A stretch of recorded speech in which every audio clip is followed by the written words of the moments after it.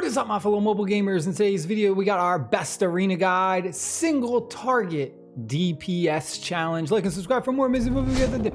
Quick update, we did reach Overlord finally, and that's because I knew single target DPS was going to be great for us, because that's pretty much what my team is, mostly fighters. One thing that I just want to mention, if you are wondering about the arena merchant shop, that legendary summoning crystal, you can only buy one of those once every 20 days. It was kind of disappointing when I went ahead and I was finally able to buy one because I had enough points. I was hoping I would be able to buy one once a week, but man, 20 days to buy one of these just to have one of those really bad percentages. Other quick note for the divine summoning, I went ahead and used that extra legendary summoning crystal. So we did 13 summons on this, still no legendary. Just wanted to point that out there. We're 13 in. So we have our current challenge. You can again look at the popular heroes depending on what ranking you are in. I'm gonna do a couple runs so we can just kind of walk through it. You know, you can have fighters who are good at single target damage, or you could have marksmen as well as mages who are good with single target damage. So it's gonna depend on your lineup. For me, I'm mostly fighters. I have no single target damage marksmen or mages, unfortunately. The only two good ones I have is like Yona, who does AoE mage damage, and then Nyx, who's a marksman AoE damage. So for this instance, this is kind of the lineup that I'm using. Salazar is gonna be our big main damage dealer. We also have Butcher, Abomination, and then some other things, and then one healer. Now for your healer, you're gonna wanna try and prioritize having Dolores instead of any other healer.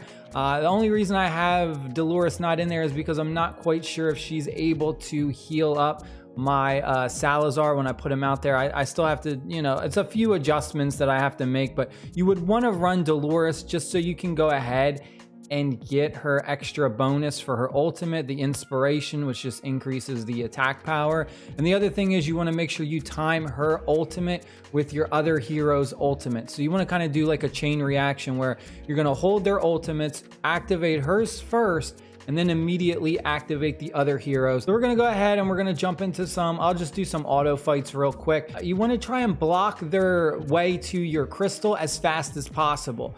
So watch this instance. I dropped my Salazar right here. They did it too. So that's the main idea behind this.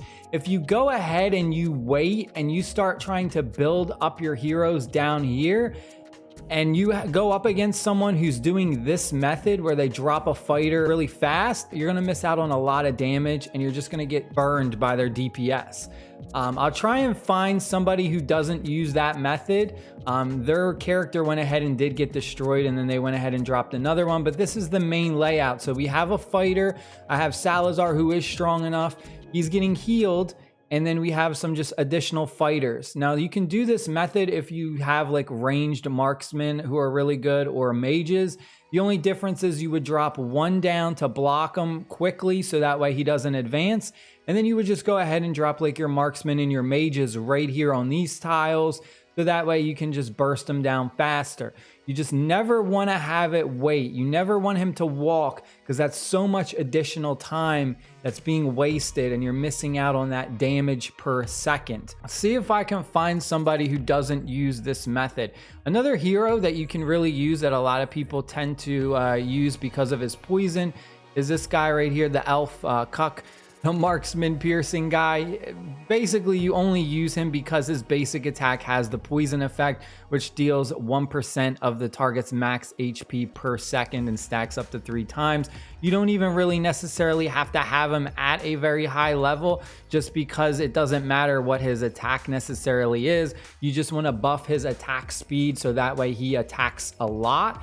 Because if you can go ahead and get off a really good first round run, then typically the auto fights after that, they will sync up properly. If you do not, the problem is where you're going to be going up and doing these battles, these auto fight battles, and if the enemy beats you or DPSs you before you're able to use your ultimates and stuff, then the auto fight's gonna kind of start acting weird because of the timing. So it's all about the timing in this instance where so here's a good example. This is a great example. They waited until the monster gets this deep. So you see that they did destroy it before us, which is okay. He does have a Sadie as well, which is a pretty decent healer. But you'll see now we can really look at this. He's got to walk all the way down here before. Look, we've been engaging this entire time, and now his range starts doing a little bit of damage. The difference is very, very significant in the placement. Do you really want to engage as fast as possible? And that alone can win you a ton of arena battles for this specific challenge. So I highly recommend you do this. Stop dropping your heroes all the way back here and waiting unless you have no choice.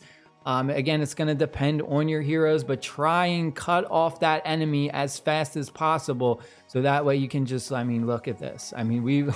The health bar is insanely different.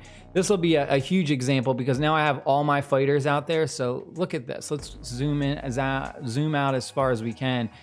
And look, we got, that's almost half the bar is down before he even reaches. Very, very important to take advantage of that. Stay happy, stay safe, and I'll see y'all later. Peace.